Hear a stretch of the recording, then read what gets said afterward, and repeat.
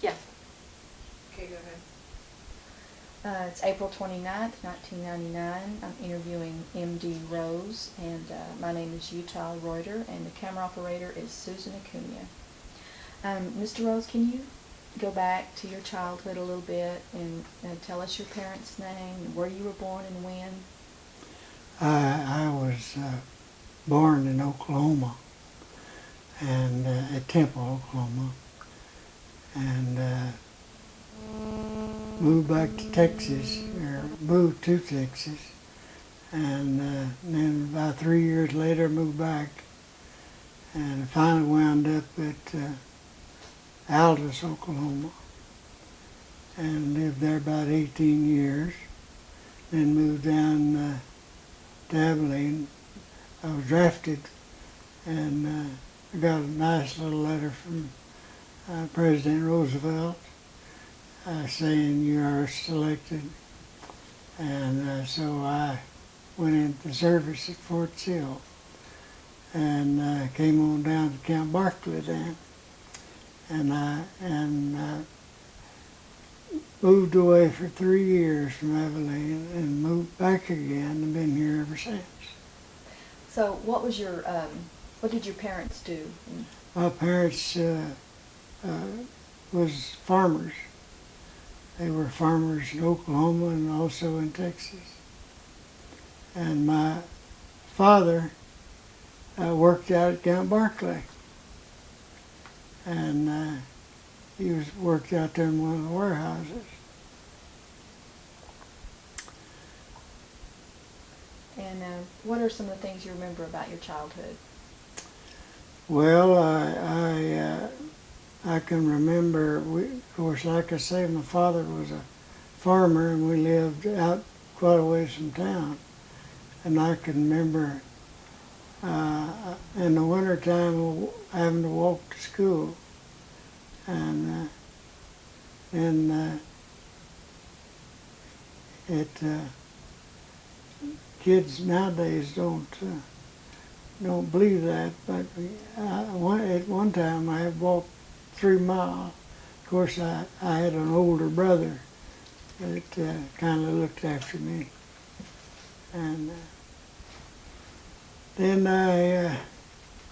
after I moved I went to school at Duke most of the time, Duke, Oklahoma, and then when I was 20, I worked in town from when I was about 17 until I was about 23. And when I was drafted, I was working in a store and also driving a school bus. And so I got this nice little card from Mr. Roosevelt, and then I went in through Fort Sill, and there was 5 of us shipped down here at quartermaster at Camp Barkley. When you were a child in the Dust Bowls going on in the Depression, how hard on that how hard on you was it? Oh, of course I was pretty small then, but it was terrible. I'll tell you, those sandstorms, it gets so thick you couldn't, well, I'll tell you, one time I went out to the farm to hunt, and we had a big wheat field right back of the barn, and I took off out across that wheat field, and I got in about 50 yards of a jackrabbit, and he just sat there, and I shot half a box of shells at that rabbit. I never did hit it. The electricity was strong on that sand and stuff, and it was terrible. You couldn't see nowhere, and it was just rough on everybody. Did y'all have plenty to eat? We had plenty to eat. We didn't have a variety of food. My dad would take, of course, he raised little grain. We had our hogs and calf every year for meat, and we had her meat taken care of pretty well, and Mama was a good gardener, and she raised a lot of black-eyed peas, and we put up, oh, I don't know how many, but a number of black-eyed peas, and Dad would take the grain over to the elevator and get it ground up into flour. And then he'd, on top of that, he'd buy boxes of dried fruit and stuff like that that wouldn't spoil, you know, and we'd store it there in the granary. What types of things did y'all do for fun in those days? Well, it wasn't a whole lot of things we did do back in those days. Of course, they still had barn dances and house dances and parties like that, and we'd go to them on the weekend, but we very seldom ever went in for through the week. And it was pretty rough, I'll tell you. Did y'all have a radio? Had a radio. We had a radio, and but that's all we had as far as music. No, I'll take it back. Take it back. We had a record player, and had some of the old-timey records on it, you know, like they used to play in the barn dance down at Nashville, and we'd have a good time just playing those records. What kind of music was it? It was Western music. And what kind of dancing did y'all do to that? Oh, it didn't make much difference. What kind? Waltz and I don't know. It just, I don't know what you'd call it. I guess country dance. I don't know.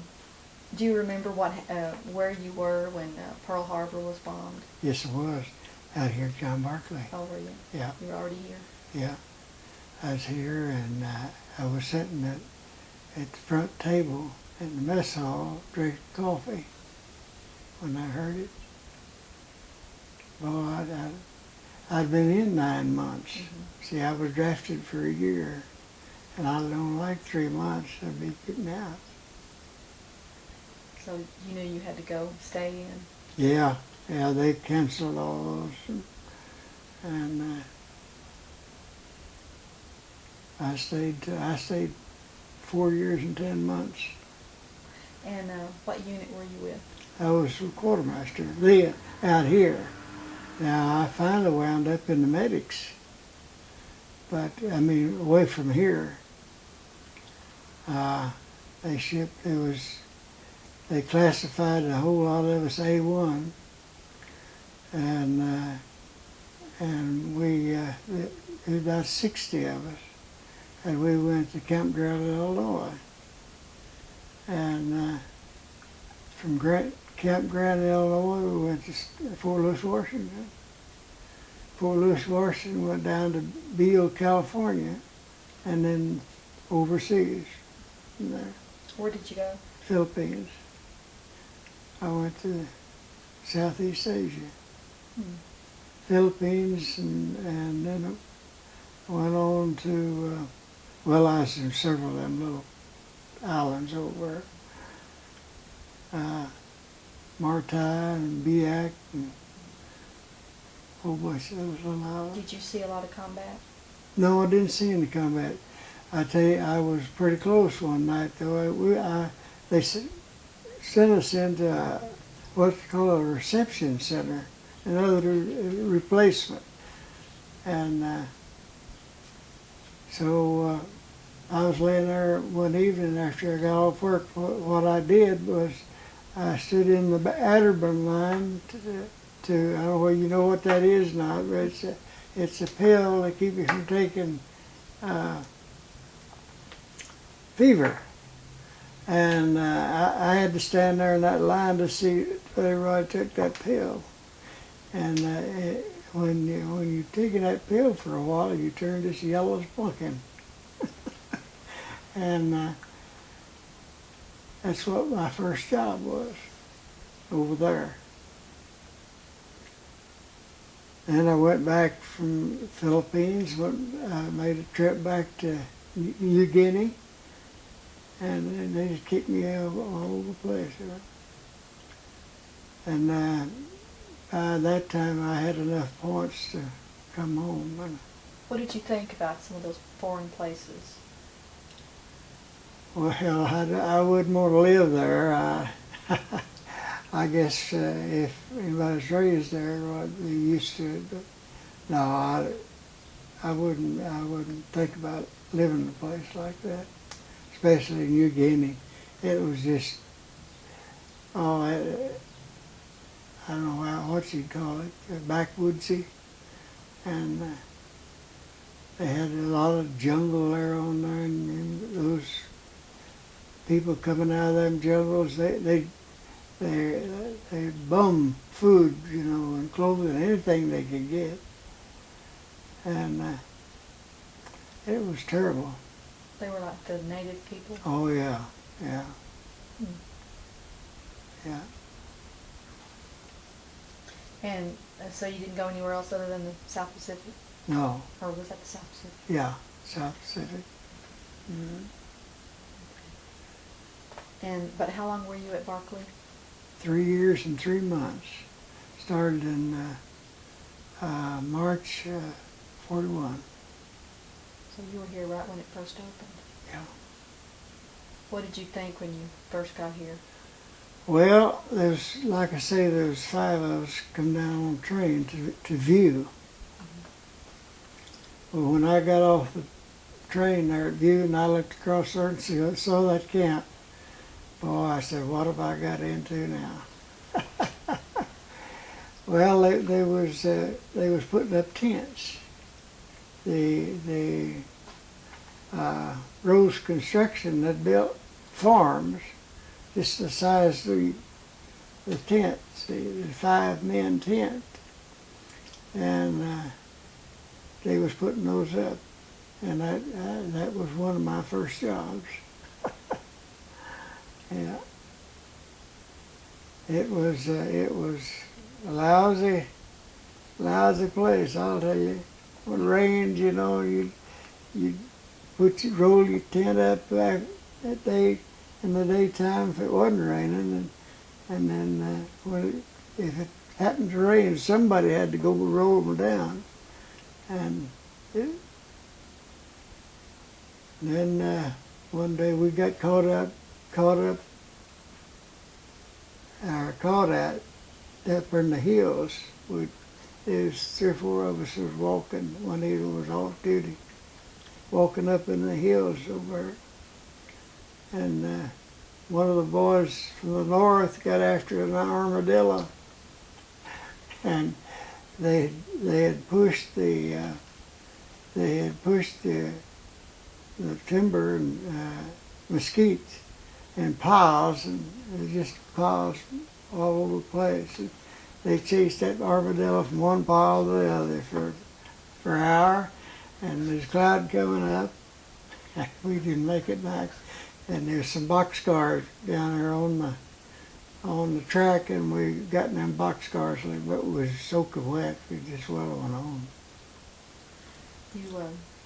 You say you met your wife at Camp Barkeley, your first wife? No, not at Camp Barkeley, but she did go to work out there after we married. Yeah. How did you meet her? Oh. How did you meet her? Oh, I met her, where did I meet her? I don't remember. Was she from Abilene? No, she's from Dual, Texas. She was up here going to Drum's Business College, and I met her, and eventually we got married, and she went to work out there to Vegas, and she worked there till it closed. And I don't guess we worked over a quarter-mile apart.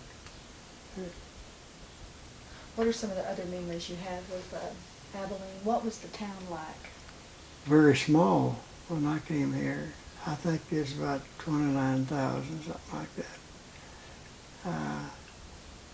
But anyway, it was, the roads around Abilene was bad, and And the first year we was here, it rained a whole lot. No, it was the second year we was here, it rained a whole lot.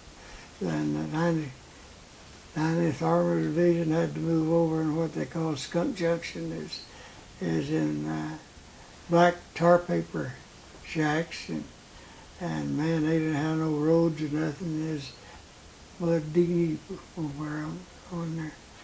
And they was fussing, because they had to move out of another place. We'd got them fixed up pretty good. Of course, we'd haul gravel and stuff and make company streets, and things like that. But it was rough. Was that a lot of your duty when you first got there, was just fixing up the camp? Or? Yeah. Of course, I was a cook, and I didn't have to do any of that. We went right in the kitchen. There's 5 of us. Went right in the kitchen, and I finally wound up in charge of 2 mess halls, the quartermaster, and we fed about 180 soldiers. What kind of things did you cook? Well, normally just about the same thing you'd cook at home. We draw our rations from commissary, and usually got it in quarters, and the meat, and then we'd buy sacks of potatoes and things like that. Finally wound up to where we had our own potato peeler, and boy, that was a lifesaver. Yeah. Yeah, it's about the same as you cook at home, except a whole lot more of it. Mm-hmm. What was a typical day like? Well, it's about the same. See, the people that eat there at the mess hall was all the crew that worked in the warehouses, where they could come and draw stuff. Requisition stuff, and those were the people that we fed. So it was pretty nice after everything was settled and done. But there at first it was a little hectic. What other memories do you have of Camp Barkeley? What kind of things did you do for fun? Oh, they had a skating rink here, and in town we'd get off work while we'd go skating and go girl hunting, and see if we could find us some girls somewhere. And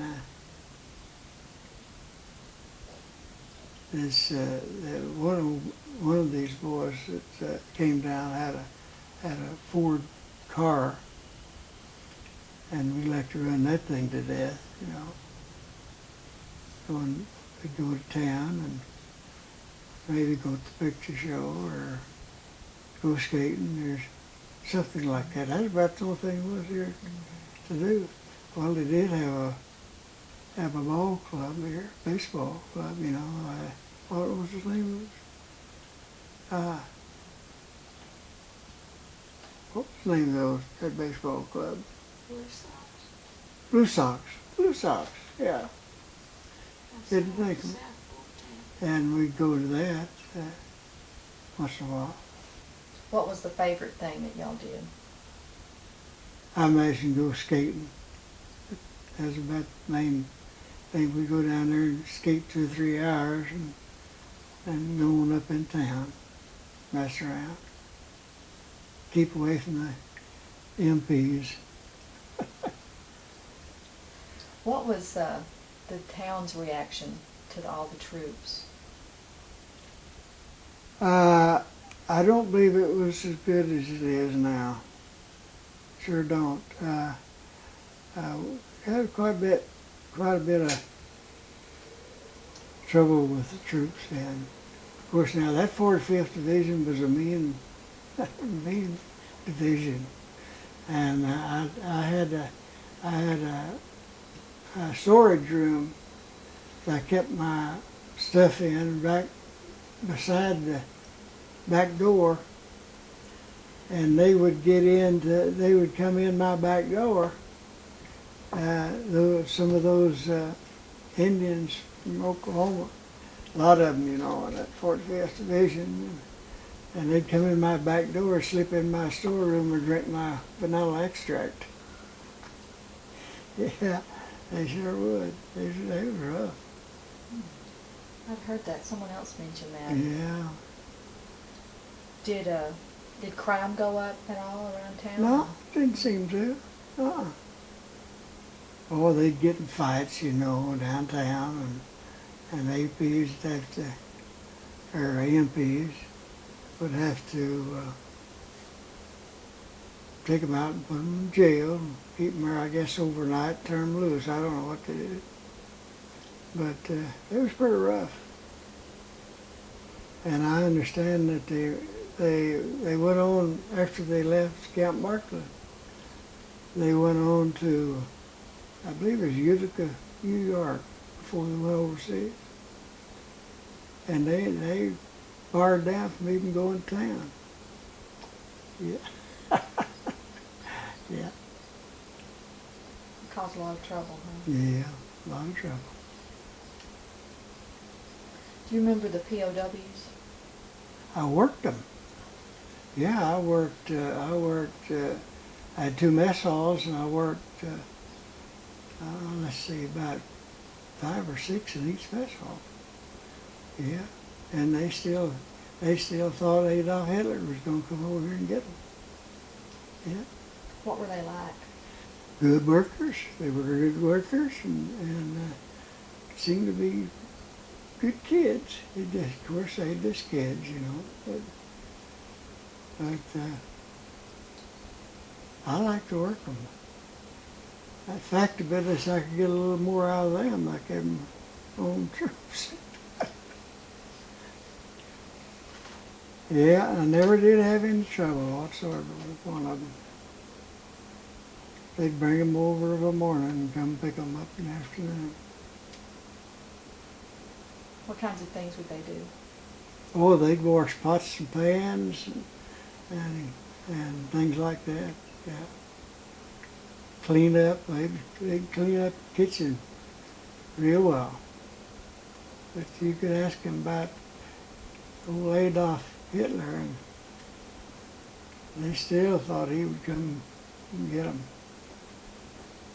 I don't know what they thought when the war was over and they went back home, but that was their thinking then at that time. What did you think when we dropped a bomb in Japan?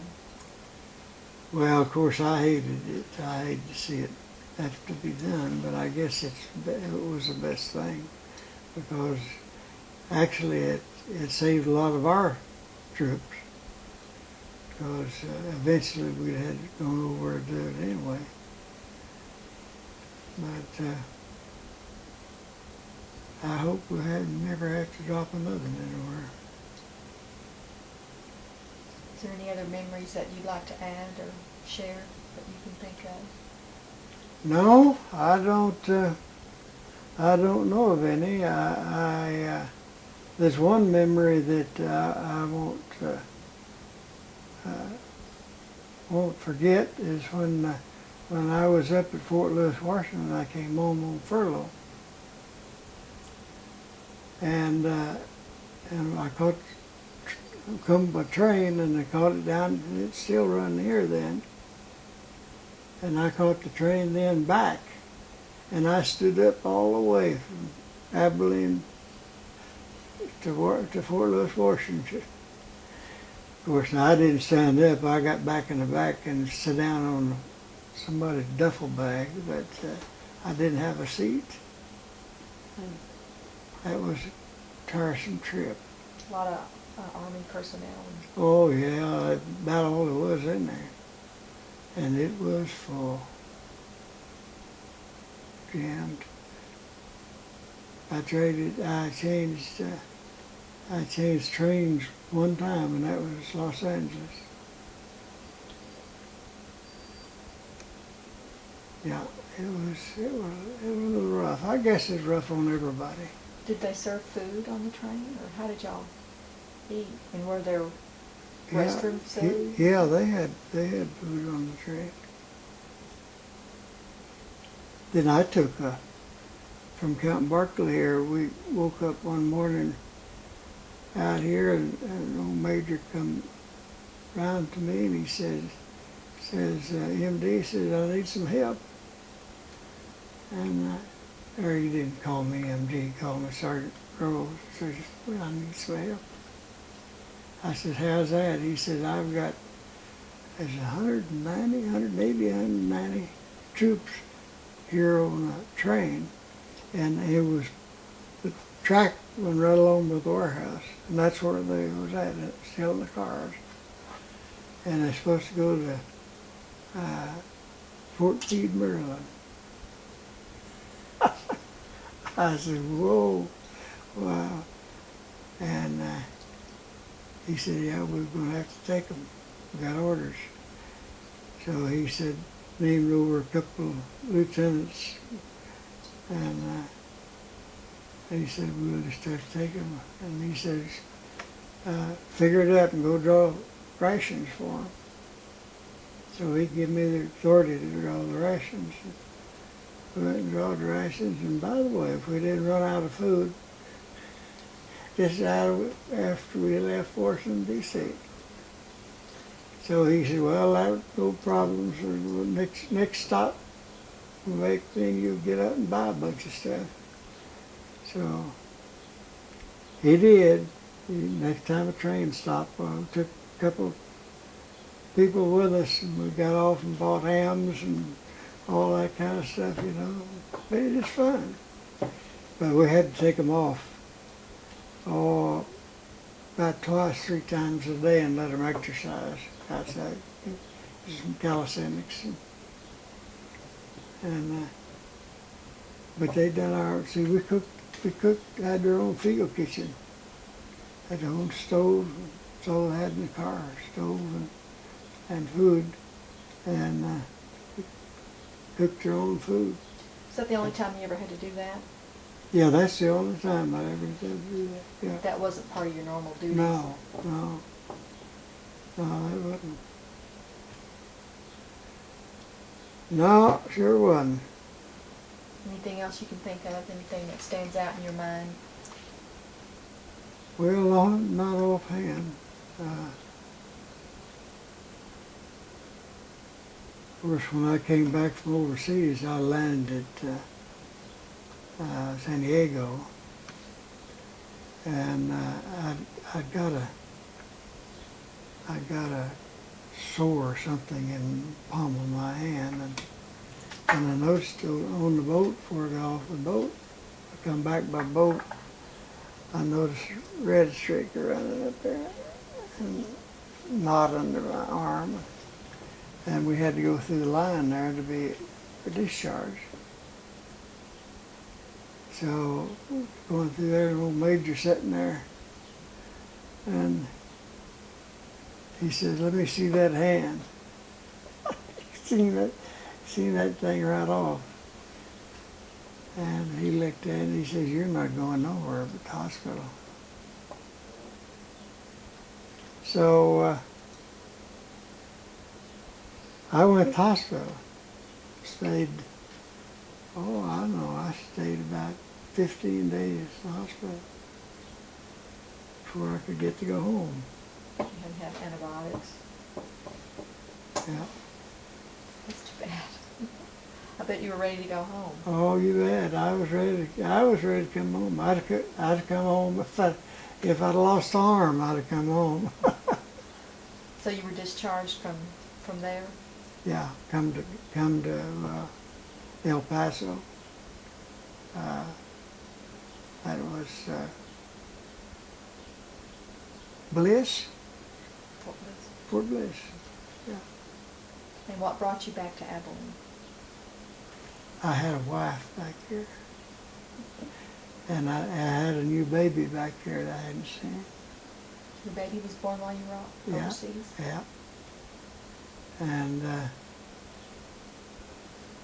I was anxious to get back. So that was about the extent of my career. When you got back, what business did you get in? When I got back, I bought a little farm down here in Sherman. Bought 70 acres down there, and I went down there and raised peanuts for 3 years.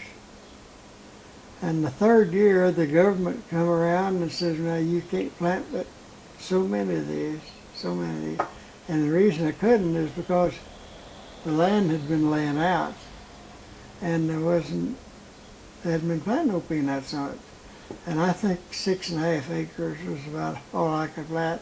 And I told my wife, I said, "No way can we make a living on that."